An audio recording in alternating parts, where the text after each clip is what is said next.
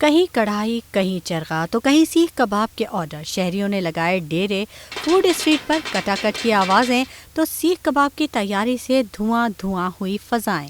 بہت انجوائے کیا، بہت کچھ کھایا پیا الحمدللہ.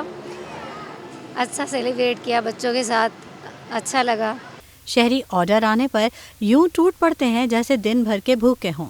آج تو الحمدللہ بہت زیادہ کچھ کھایا. پلیٹر کھایا، ابھی جائیں گے فالودہ کھانے، سامنے وہ وغیرہ چیزیں لگی، یہ کھائیں گے انشاءاللہ. ابھی آگے کا سوچیں گے اور بھی کچھ کھائیں گے. یہاں پر آئے، ابھی ہم نے باربیکیو پلیٹر کھایا ہے، ابھی جائیں گے انشاءاللہ فالودہ وغیرہ کھائیں گے، ربڑی وغیرہ کھائیں گے اور سوڈا ووڈا پئیں گے. شہریوں کا کہنا تھا کہ عید کو رات کا کھانا کھانے کا مزہ باہر ہی آتا ہے، خوب انجوائے ہو جاتا ہے. ہمیں گھر میں مزہ نہیں آتا، باہر مزہ آتا ہے انجوائے کرنے میں اور باہر کے کھانا پینے کھانے میں. الحمدللہ عید میں بڑا مزہ کیا ہے. سال میں ایک دفعہ یہ مسلمانوں کا تہوار آتا ہے. الحمدللہ بہت مزہ کیا. ماشاءاللہ بھائی جیسے میرے دوست ہیں.